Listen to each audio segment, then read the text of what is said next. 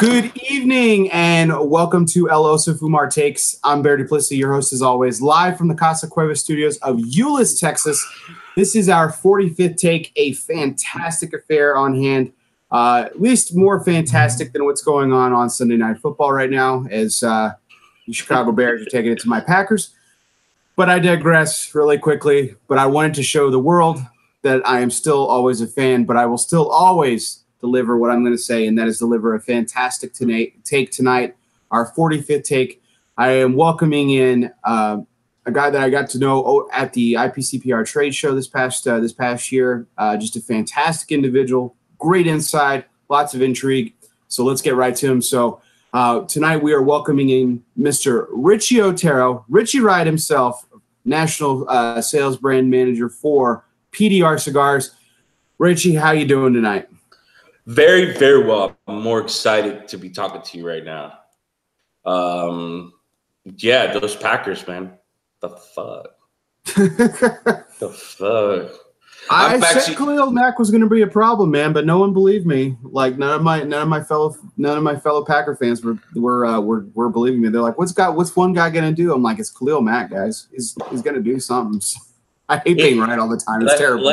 You know what's crazy? This NFL year is going to be super crazy. We're going to get a lot of surprises. Oh my God, yeah, I think so. I think you're right, absolutely. But while I'm on here, I'm just going to shamelessly say, go Pats.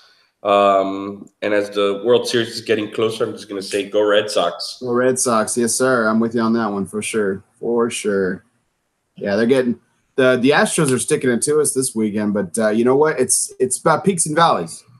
Season's a marathon, not a sprint. So exactly. And we're definitely winning the marathon, so I'm okay with a little valley every now and then. It's perfectly fine. So, but hey, I want to wish everyone out there again. Thanks for tuning in. This is our 45th take on ELOSOFUMARTAKES. Welcoming in Mr. Richie Otero, PDR Cigars, and happy Rosh Hashanah to everybody.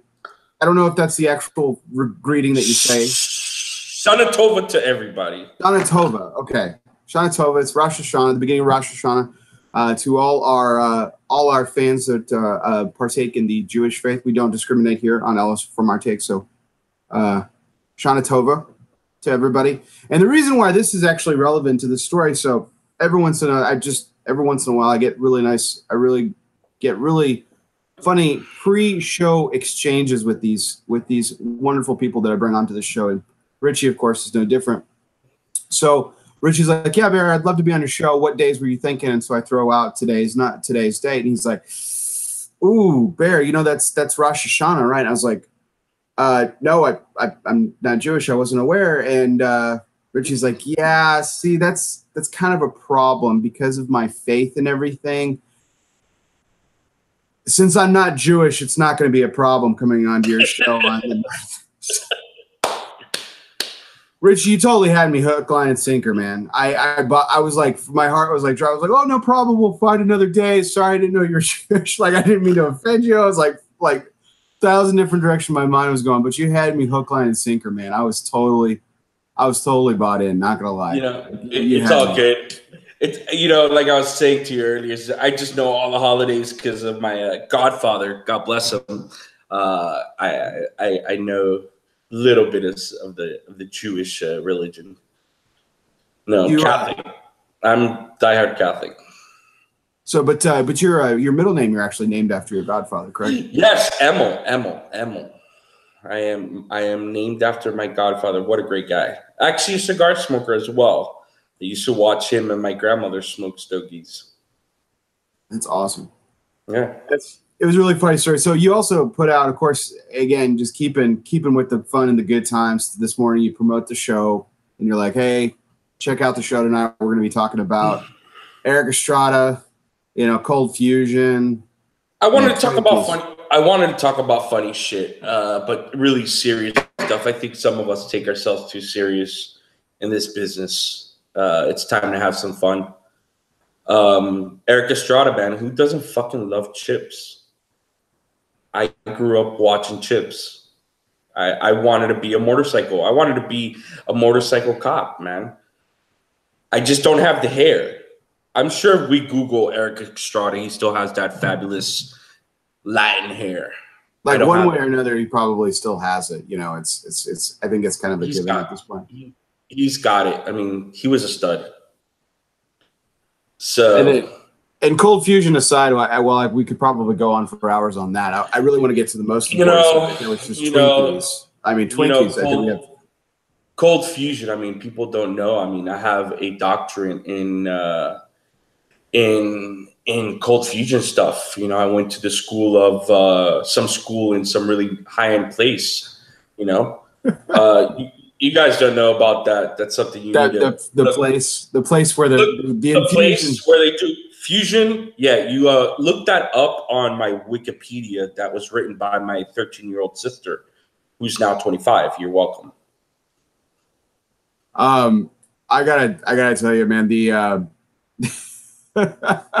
I for one was really excited to get on the air with you and talk cold fusion because I heard that you went to the school with the thing and the guy in the place that was all high up and everything. Some school high up in Austria.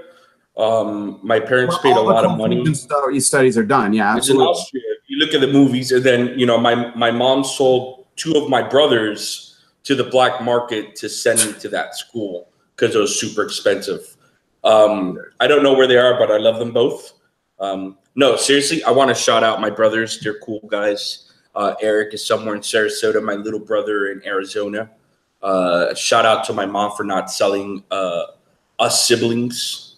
No, we will not talk about cold fusion. We will talk about cigars.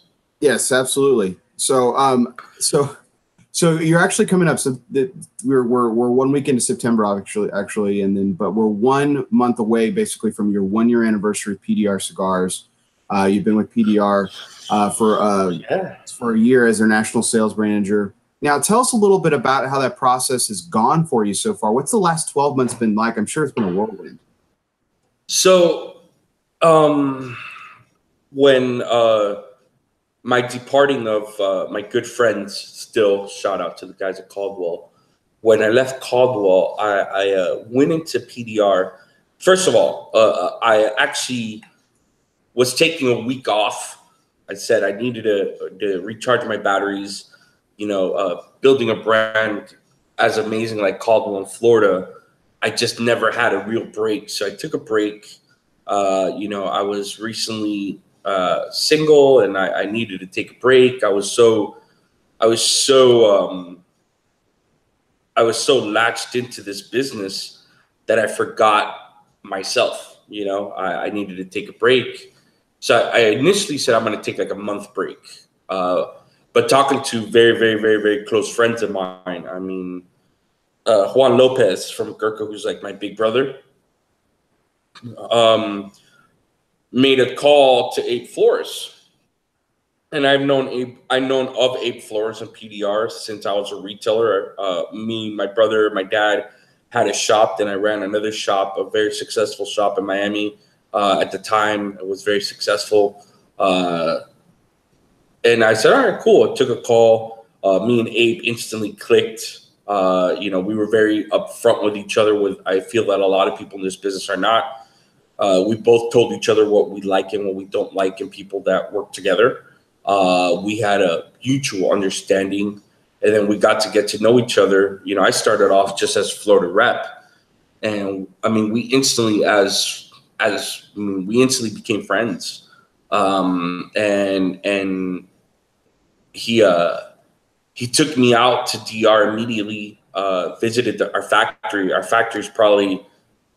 People don't realize how impressive our factory is, and they don't realize how much stuff. Yeah, they don't realize how much stuff comes out of our factories. It's not even ours, stuff we make. So it was like, wow, man, like this is like, dude, this is legit. Like this is for real. When you're working with a brand that's been around for 15, hitting 16 years. That's just as long as AJ. That's just as long as my father. That's just as long as all the big, medium-sized companies, right? And you're like, okay, this is a different environment. And I started learning something. When you're sitting at a different table, the conversation is different. So I'm like, my first night in the DR in Santiago, you know, Abe is like, Rich, I want you to go meet, like, you know, our godfather, you know, and we're having dinner and drinks with freaking Hochi Blanco of La Galera and stuff like that. And he's telling me about his numbers, and I'm like, wow, man. And so everything came to full circle of what I've done. And, you know, they were telling me, like, yeah, we were actually watching what you were doing with the previous brand, what you were doing. You were all about that brand. You were all over the state. You know, you're really representing that brand until date. I mean, even the guys I worked for, they told me, it's like, you lived and breathed that brand. And so then I started off just as a rep. And then, you know, Abe was going through a patch where he was super busy. He's still super busy at his factory. And then he just didn't have anybody to replace the previous guy before me. No names. I don't know the guy. I wish him the best. And it was like, dude, you know, as long as you teach me, you know, I'm going to make mistakes. That's the only way we're going to learn. You teach me and I go out there. So initially I was just helping him train our in-house reps. We're going through a transition, which we still are building, going back into some territories in-house.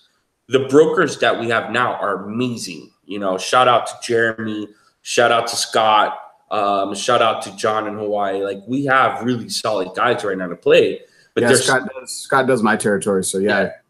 So for us, there's certain territories where we're very, very strong, especially where the brand was built, where we wanted to go in-house. So, but he's got to be at the factory. I mean, we're not only making our stuff. I mean, we make a lot of people's stuff.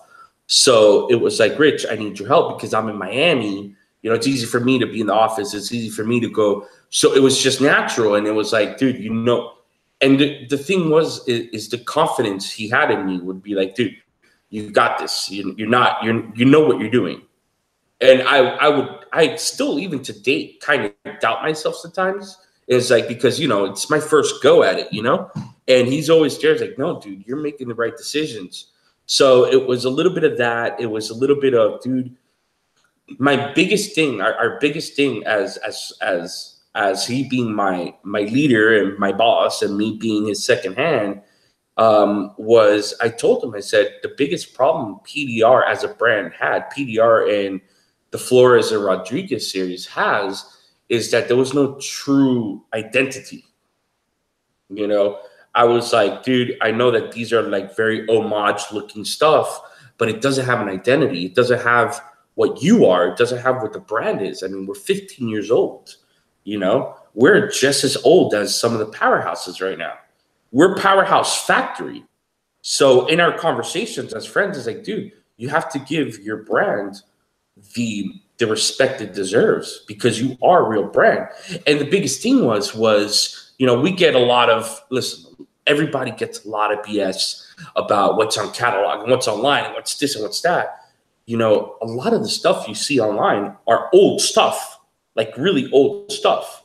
Stuff it's with back when it was Pinar del Rio. For people who don't know what PDR stands for, correct. It stands for Pinar del Rio. That's when it was just Pinar del Rio cigars. Or even like 1878. 1878 went through 3 blends. It went through the Dominican Reserva with a secondary band. It went through the Cuban Reserva with a secondary band. And then went with the 1878 with just the Capa secondary band. Stuff that's like 10 years old. So it was like, dude, we need to give it a look that it deserves. And, you know, little by little, it was like, dude, you're right. And I mean, the cool thing about our chemistry now in the office in USA and in the factory between our office manager, our customer service girl, and myself is very tight knit. You know, we know the truth.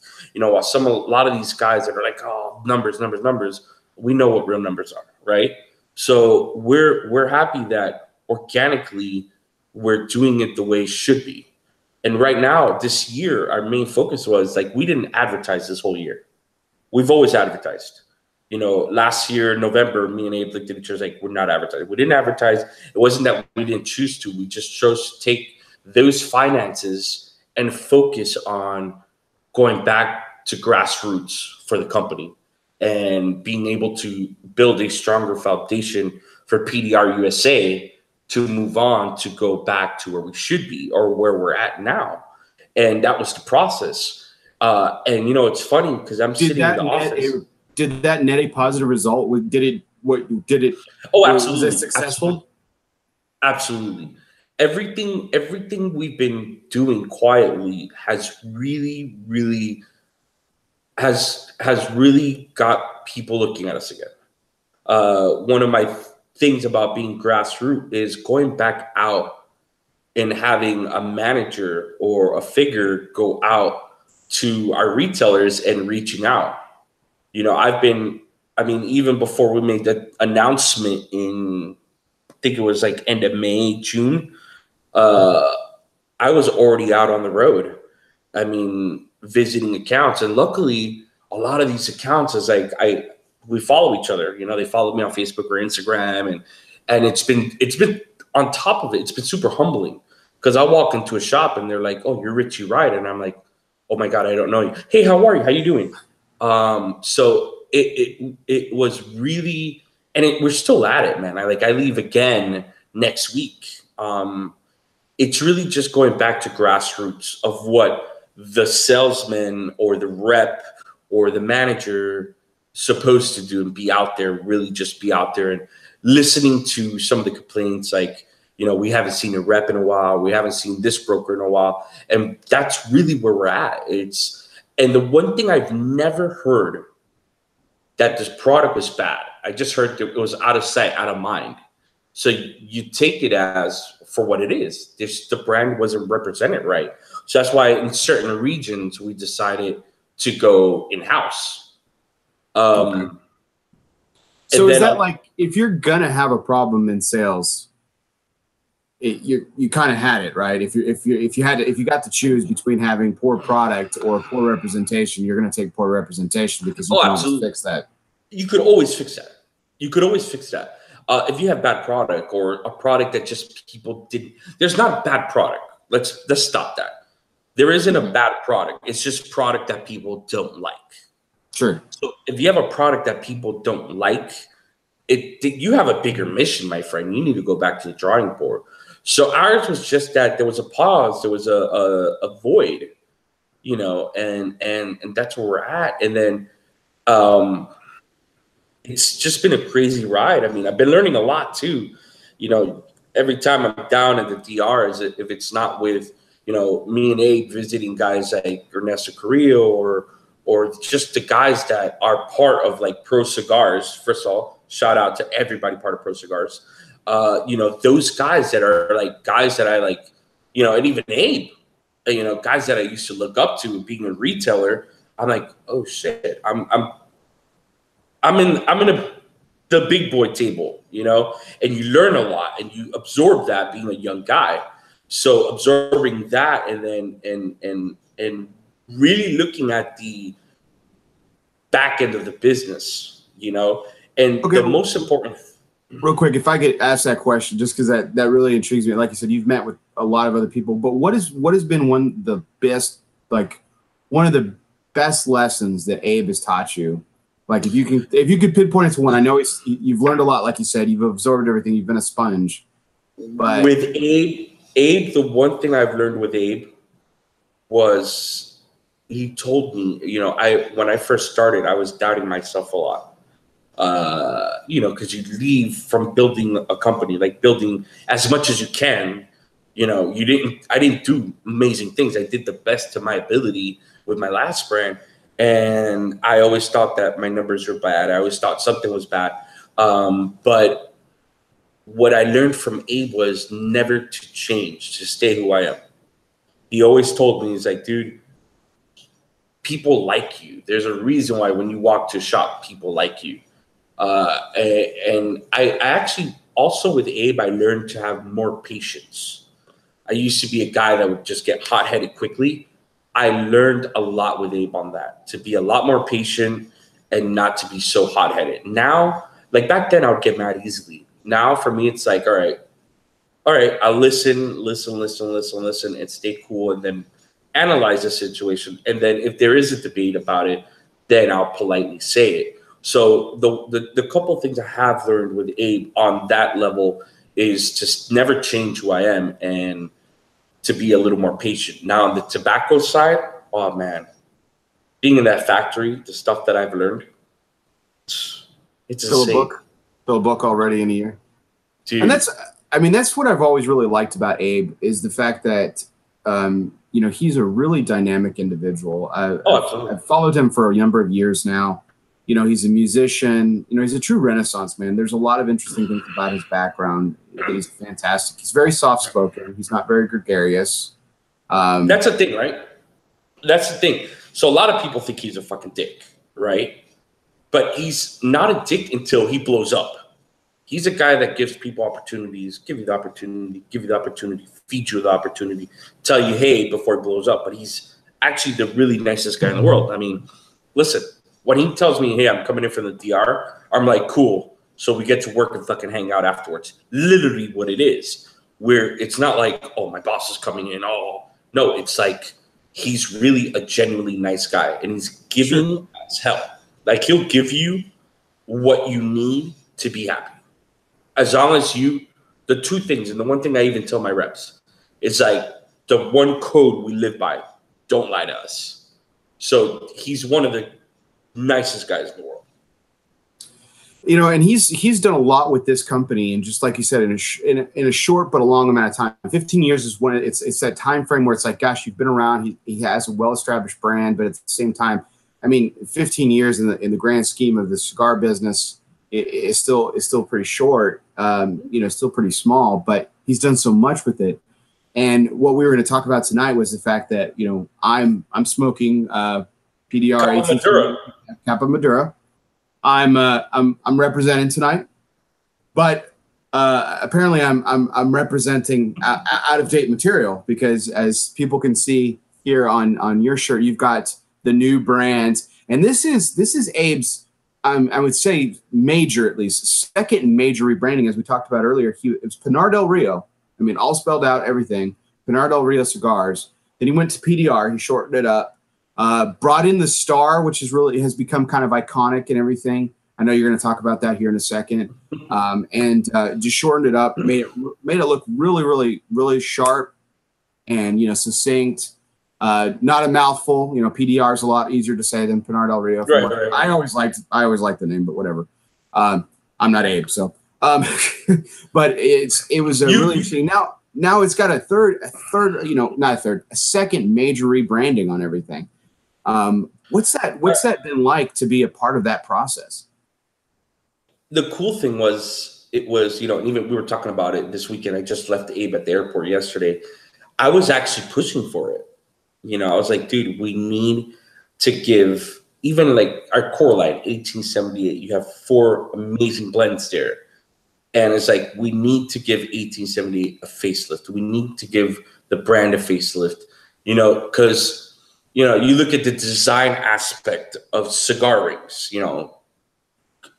God forbid a cigar is amazing and the ring sucks because nobody would taste it, right? Right. No, absolutely. Just saying in general. No, absolutely. You're right. Yeah, for the most part, I mean, there's very, very few. I'll just say that. It's very hard for a poorly designed band or no band to do well. There are ones that have done it, but you're absolutely right. It's very few. You get guys that go, that cigar looks bad. It's not the cigar, because if you take off the fucking ring, the tobacco is primo, right? So my thing is like, we need an identity. It needs to be, this is what PDR is. And I kept going back at it. He was very like, dude, but the star, it's my thing. Like, dude, you could incorporate the star. Like, we still have the star. It means a lot of things. It was just like, and it's like, being friends and, him knowing my interest with the brand was to protect and rebuild the brand and go strong. He was like, I get it. And then he wouldn't admit it. That's another thing. He wouldn't admit it. He'll just, what do you think of this? So like after a month of him working on it and me giving him a suggestion, he'd be like, so what do you think of this? And I go, I thought you didn't want to change it. And he's like, fuck you, dude. I'm like, all right, cool. And then now I can't call him big guy because he's so skinny. So I got to be like, all right. Between him and Mike Rosales, they're like the incredible shrinking man. So there's like, yeah. So I'm like those guys. So I'm like, all right, my bad, Flacco. It's all good, skinny guy. And so it was great. Like, look, like we didn't even expect to get rebranded boxes for 1878 in Gran Reserva. We were only going to have for Cafe. But I kept telling him, like, dude, it'd be fucking dope to have this shit at Vegas. If this shit's at Vegas, people are going to look at it and they're going to be like, oh, what the fuck? And sure enough, we did something. He made it happen. And I was like, I told you. So that's the dynamic. It looks great. I mean, people can see your shirt. And then, like you said, on the Cafe, this is the dark roast Cafe. I mean, it looks incredibly sharp. It just pops, man. I mean, it's still simple. It's still got that principle there, but there's a lot going on with it that makes it just. And it does not look like any Cuban brands. You know, stuff like that. Like the Flores y Rodriguez 10th anniversary cigar. Tremendous cigar, but a very, like you said, a very classic looking label. We get so much. Here's the thing, right? So we get so much shit about probably one of the most complex cigars we make, the 10th anniversary, which sells like crazy. People love that cigar. Doesn't get as much ratings. It got rating once, maybe 2 years ago, whatever. People don't talk about it, but they say, oh, that's a very Cuban-esque grain. Dude, there's 3 brands after us. 3 after us that made a very Cuban-esque looking green and white label band. Nobody attacks him. But why nobody attacks him? Because there's someone out there representing the brand. Correct? Sure. There just wasn't representation for the brand. So, in which, mind you, I love those 3 cigars. I love them dearly. I mean, I smoke a lot of those other 3 brands that kind of look very Cuban-esque with a green and white band. I enjoy them a lot. I mean, they're good friends of mine, and I was a retailer, and I smoked a lot of them when they were released. But it's just saying that was what we were at. It was like, it's easier to pick on the guy that's not around. You know, I was going to say, that's a good point. With no one to defend it, you know, it's kind of, it's just open season. It's easy. It's easy to talk shit about a person when they're not around. Just even though Mama told us not to, but yeah, absolutely. Yeah, Mama said never talk about someone that's not around to defend himself. Because they're scared of someone and they're around, you're not going to talk shit about their face because you respect them too much, right? Right. So that's kind of where it's at. So, you know, with all those conversations back and forth as friends, we're like, all right, and we started doing that. Cafe, wow. When I'm not a flavored guy. I'm not a flavored guy whatsoever. One day, I was actually in the DR, second trip to DR when I started. He's like, try this. And I'm like, it smells like chocolate and coffee. He's like, try it. I go, dude, I do not smoke flavored cigars. He literally told me, you need to fucking smoke this or you're fired. And I'm like, all right, I'll smoke it. Wow. Okay, yeah, I'm smoking it. But he wasn't going to fire me. Of course, yeah. No. Daddy's got bills to pay, though. Yeah, but no, right. I got you. So I smoked it, and I was like, wow. This is actually very good. So basically the 3 roasts, you have the natural roast, the medium roast, and the dark roast. This is created to give flavors to people that like flavored cigars and people that have never given a flavored cigar a shot. We're only putting the flavoring on the wrapper, so you still get tobacco taste and a little bit of a hit. Okay. Fantastic. Those 3 blends are basically off of 1878, so it's a line extension on 1878. So that's why it's Cafe Roast 1878. Right. The natural is off of the Capa Natural. The medium roast is off of the Capa Sungrown.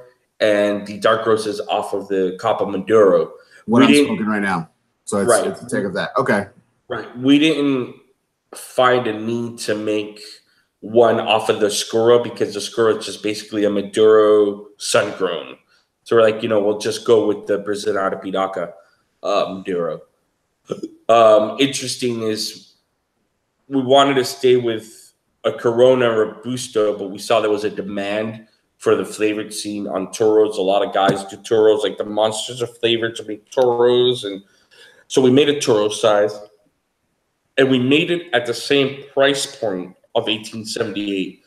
So the Corona is about 5 and change, the Robusto is 611, and the Toro is 644. So same price point as 1878. So very conservative pricing considering some of the other competitors in the market for a flavored cigar. You know, you said that, not me. Yeah, I guess. Yeah, sure. No disagreement or agreement, but yeah, no, it's like I said, I haven't smoked it yet. I was saving it for when I wanted to talk to you because I wanted to talk about the branding, and it looks so great on the cigar. I wanted to the first person to smoke it in the States before releasing was our good friend Coop. He was in Miami. I'm like, yo, try this when you get home. And nice. he immediately called me. He's like, I fucking loved it. So it's really funny. Coop's got a really discerning palate, man. He's really picky about some stuff sometimes. Yeah. Him and I vehemently disagree on a cigar. For the sake of the show, I won't talk about it. But it wasn't PDR or anything. It has no bearing on the subject of our discussion today. But him and I just kind of almost came not came to blows, but it was couldn't get any more opposite sides of it and stuff. And then I'm not an infused or flavored guy. It's not my shtick, but I'll smoke them every now and then. I'm non-traditional every once in a while, and I can enjoy them for what they are. So I'm anxious to smoke because I really want to try. I really want to try and see Abe and y'all's take on it. So I think it'll be good. But here's a realization. First of all, since it's just a wrapper, I would rather you look at it as a sweet tip cigar, like the Baccarat. Still one of the highest selling cigars in the world. Right. Primo tobacco used on it. It is a sweet tip cigar, so we wanted to keep it as traditional but still infused. That's why we only did the wrapper. The binder and La Liga is not touched by the flavor. It's only the wrapper. We flavored the wrapper in Los Pilones as they age, so it's not. And the cool thing is, this is not our first time doing flavored. I mean, we've done flavored stuff for other brands. See, I'm glad you mentioned that because you told us that at the show, and that was something that's really interesting that I didn't know. Is that you guys have done this for other brands before? We do make this for other brands, and we still produce a lot of our partnering private labels that we make for them that are flavored. I mean, a lot of stuff come out of our factory besides our stuff. It's a really, really large operation. A lot of people don't. Again, like I said, a lot of people don't realize how big PDR is. You guys have had partnerships with some. And still continue partnerships with some great companies and some really, really well-revered cigars other than your own. You had partnership with La Polina for a while. Are you guys still doing anything with them? So La Polina, we make a lot of their European stuff. Okay, and that's just one off the amazing top of the list. But something I wanted to get into with you, Richie, and it was something that I notated when we were sitting down at the show with you. And you were showing not only the rebrand on the label, but you guys are also redoing boxes, making it a little bit more retail shelf friendly. And that was something that, as working in the retail sector as I do, is something that I have particularly paid attention to in recent years. The respect for the real estate in the humidor. And it's interesting because, a lot of people don't give it one thought or another. They want to make something aesthetically pleasing because, again, it's about design. They want to appeal to people, but they don't necessarily have respect for the real estate in the humidor in mind. Some do, some don't. And the ones that don't, it's obvious because, it's just obnoxious. PDRs was never a problem. Standard looking size boxes, rounded edges, no sharp points. And they were real nice, classic looking stuff, but you guys have resized them to where they're now going to be more shelf friendly, which is really interesting because it takes away, it's basically we're going to end up saving, the same amount of boxes, you're going to end up saving about 6 inches. And in 6 inches, for people who think that 6 inches is nothing, 6 inches in a humidor, I mean, that's a couple of boxes more, in the humidor. And if, every brand did that, just think about how much you could fit into a humidor, how much more you could fit into a humidor. So it's really interesting that you guys not only went after the look on the logo, but also on the how it fits on a retailer's shelf as well. Well, here's the reality. If you know Abe's history and you know my history, you understand that we understand retail. Abe ran, at one point, all the tinder boxes. I come from owning a store with my family and then running a store in Coral Gables that was successful at the time that I was there. You understand how valuable real estate is, and you understand how valuable it is to take away 20 minutes of a buyer's time to try to sell them a product and get shelf space in there. Yes, there are brands, as you said, there are brands that just want to be as gaudy as it can get or whatever and be very... Now you're using a word I didn't use. I didn't say gaudy. There are brands like that. There are brands that don't take those things into consideration. They just want to get as much space as they can to get dominance. But dominance doesn't mean 2 big boxes. Dominance to me is I'd rather have, in those sizes of those 2 big boxes, I'd rather have 8 boxes. It's more cigars, right? I mean, it's simple math. And it's also, and it's not only a thing of dominance. You got to realize something. If you compare this business now to even 10 years ago, there wasn't so many brands, and brands didn't have that many SKUs. So, you take a brand, like our friends at AJ, when they came out 10, 15 years ago, like we did, there was less SKUs. Every year you bring out a new blend or 2 new blends or this or that or line extension. So,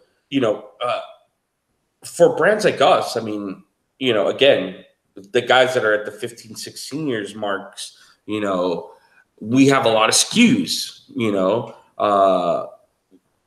the best way, like even look, AJ was smart. He made smaller boxes, he came from making big boxes and made smaller boxes because he knows that this is what we need in shelf space. So brands that like us at that age point, we're like, yeah, we need more space. Let's just create it. People already know the brand. People know the product. They like the product.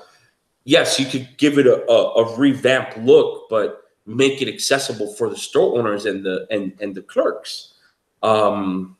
It's simple. I don't even have this discussion because I think it's common sense, right? The fact that we're talking about this, it's like, all right, cool. We're having a discussion about it, but it's not even really that important because this should be common sense, So that was that. The rebranding was just to give it a new look, a new vibe, and also 1878's new look.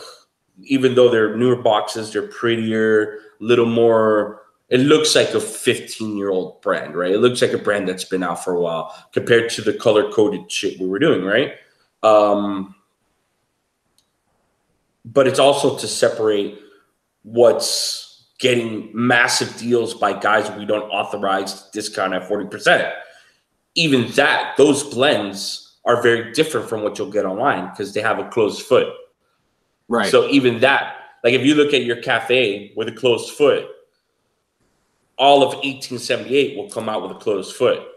So if a guy goes to your store right now, Bear, and goes, oh, I bought this cigar at 40% off because Joe Doe bought it from some other dickwad that can't run his business right and it's closing up, right? Oh, I could get this deal. I'm getting the same cigar. You as a retailer could be like, nah, dude, it's a totally different blend. That cigar's 10 years old and this one has a closed foot. We didn't want people to be like, we didn't want people to be like, oh, it's the same cigar. They just put a new ring on it. No, dick face, it's not. You're welcome. So, you know, we're very, in that aspect and going on what we're talking about, me and Abe are very, very conscious of what retailers are hearing every day from all brands, not just ours, just simple things. So since we were refreshing the look, we wanted to refresh the blend and refresh certain things where people would be able to be like, this is new stuff and that's old stuff. End of discussion. Have a nice day. Yeah, everything's got such, like I said, I really like the direction it's going. It's really awesome that you know, you're a part of this now. And thank you. You know, and as I mentioned before, the things that I love about Abe, you're not, and the things I love about you, Abe isn't. So, you know, by that, by that token, it's a very much yin yang kind of aspect. Without it being too off balance, it is very much a balanced relationship. And you guys seem to be on a great track to really, really doing some great things, because you guys were doing great things before, and that's what I really am excited about. Because I am a fan of the cigars. I'm a fan of the brand. I'm a fan of Abe. And so it's really exciting to see what will take off from it. And again, the really interesting aspect to me is I think, you know, with the fact that you guys both have that background in retail, I think ultimately you can only pay off dividends as you guys try to expand better into retail. And with your focusing on sales, it'll be really, really fantastic. So really, really excited to see everyone's reaction to the new branding and how it takes off. It's crazy. Like, it's crazy. So, you know, like you said, me and Abe are actually the yin and yang. I just want to point out something. You know, you're making him seem like a goddamn saint. All right. He is the yang. All right. Because I can't party like that guy. All right. I'm the yin. I said quiet. I didn't say not fun. So like, I'm totally the yin. Like this guy, he comes into town, like, yeah, let's go party. I'm like, no, dude, I want to go home, to my family and go to bed. And so don't get that twisted. You're making me look like the devil, right? But no, yes, we do have a lot of things common and uncommon. I am a more transparent, direct person. Like if I think you're acting like a tool, I'm going to tell you, hey man, you're being a tool. Relax, be happy. Me and him do have a lot in common besides being good-looking Latin men. You know, we're both experienced and seasoned musicians. Been in the music business, both of us. So we have that in common, which we both click automatically. That's why we click the most. Besides our passion for this industry and cigars, that we're both musicians. And that was Juan Lopez's doing. Thank you, Juani. That guy's like, oh, you guys are going to become best friends. You're both musicians. You were an artist. Because when I met Juani, my parents were running the store. I was like doing music. I was touring and doing stuff with my best friend. And, you know, I met Juani a couple of times at my parents' shop, and then we became friends. And then, you know, Abe has done the music thing too. So that's kind of where we became symbiotic per se. You know, we were both the two chubby guys. Now I'm like, Abe is like new Abe and I'm Abe 2.0. So I like that. That's good. That kind of works out because I have gained the weight that he's lost in a year. No, I shit you not. I'm about 70 pounds heavier since Abe's lost weight. So, yeah. Well, that's a true team player. So taking that on for him, I mean, you can't ask for a better, national sales manager than that, man. I mean, you know, he's got to thank God every day for that. You know what? Can I do something real quick? Because for some reason, I had 7% on my laptop. So, we're almost wrapping up here, and it's been really fantastic touching off with Richie. If you guys are just checking in now, be sure to rewind back and check out some really cool stuff. You know, they're doing a really nice rebrand on PDR cigars. They're also checking out and really revamping the sales force and everything. it's a really fantastic process that they're going through. But PDR has been around for about 15 years, as Richie's been saying. So you definitely want to check out some of the new stuff that they're doing, some of the rebranding that we've been talking about. I've been pushing up this the cafe here that he handed me at the show earlier this year, or excuse me, back in July, and it's just a really, really nice redone of the label. Again, still holds the star right there in the R. I really like that. That's still part of the logo and still part of this the symbolism and everything. But Richie, to your point, I think that what's really interesting about, again, the symbiotic, to use your word, relationship that you and Abe have is where it's more than just like he's like this and you're not. It's much more fluid than that, because we're humans, so we're all different, and we're not always the same person all the stinking time. So all the time, no, not at all. So when you're at right. when you're at level 10, he's where he needs to be at 1. But when he's at 5 and when he's at 3.5, you're at 7.5. And so there's a lot of we play each other off each other extremely well. Like I said, man, I just like our relationship as boss and employee is probably the best relationship. Like, he is, when I know when I need to turn down for him when he's doing something, and he knows when he needs to kind of turn down for what I'm doing. And that's the one thing, like, man, this year has gone by. My year with this company, a couple months is October, has flown so fast because he has made it easy for me to learn, make mistakes, rectify those mistakes, and then shine. And in that aspect, I have allowed, because of our relationship, I've allowed him to teach me. Because here's the thing: a lot of men, especially men at our age that we're older, we never want to learn, right? Because we're fucking stubborn. Because we're men. An old dog, new tricks, right? Correct. We're fucking men. So we think that when another man, even be our boss, we never want to hear, right? And he's allowed me to listen and learn. Because the one thing I told him was like, dude, the only thing I could get from you, look, I could go and get another job and get a paycheck. I could go and work somewhere else and get, commission checks or whatever. I could go and do that. The only thing that he has allowed me to do is learn. And that was the biggest thing. It's like, I'm not looking to go. And that was my thing. When I departed from where I was, the last brand I was at, I had 9 offers on the table. And I wasn't picking based on the salary I was picking, where did I have more growth? Where am I going to learn? Because the reality is I don't want to be 60 years old and still doing the same thing I was doing 3 years ago. I want to be able to learn and progress, because my natural way of being is progressing. Where am I becoming better in every aspect? In my life, in my personal matters, in my career, I like progression. You know what I mean? Because I get bored easily. Look, I didn't have like a crazy great education. I was a musician. I decided to go do music and do stupid shit, right? Which I'm thankful for, because it took me around the world.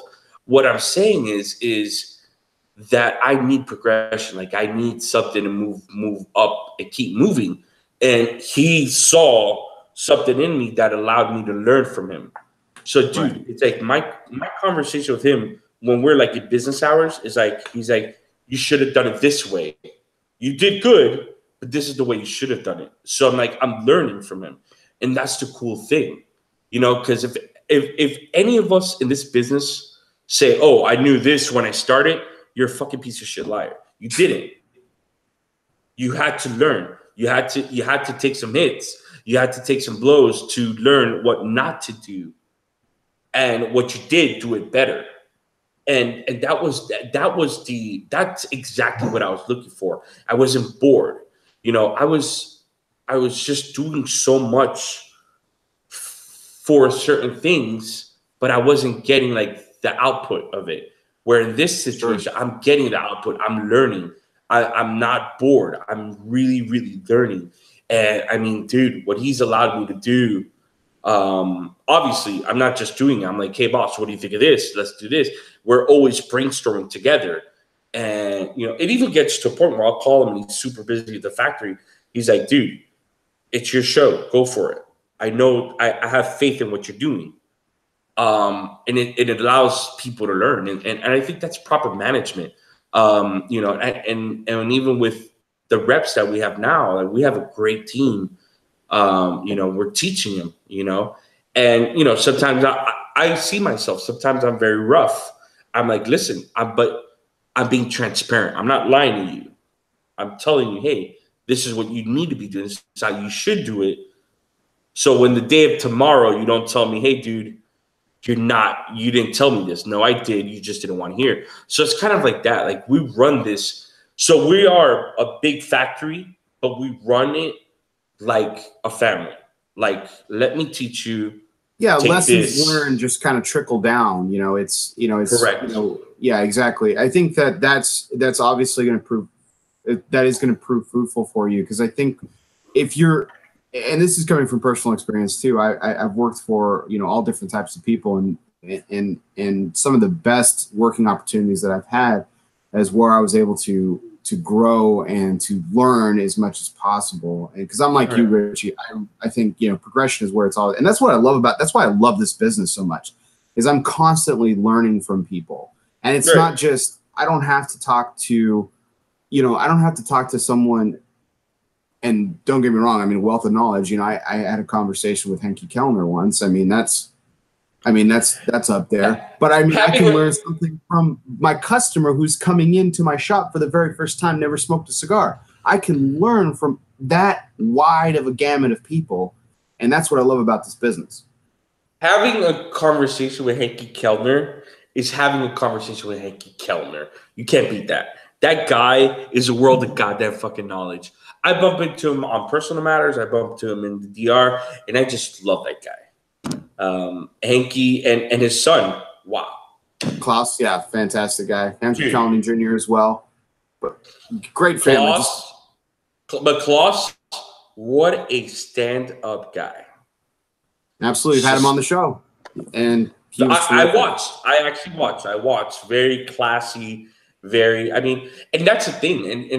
And for me, it's like people don't realize the Clauses, the, you know, Enrique Cejas,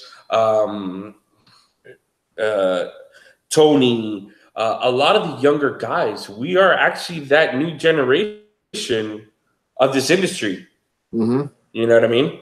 Absolutely. We really are. So it's like for us, it's a lot of at this time of our careers is very judgmental, because we're learning as much as we can, because we are that new generation kind of just following in. You know, you look at what Klaus and Junior are doing, they're just learning. You know, you look at a lot of the newer guys. You know, you look at Tony Gomez, you know, following his dad's footsteps and learning and moving and this and that. We're really the new generation coming in. So it's like, all right. Absolutely. You know? Absolutely. And Richie, so here's to many more lessons learned that you get to pass down to people like me.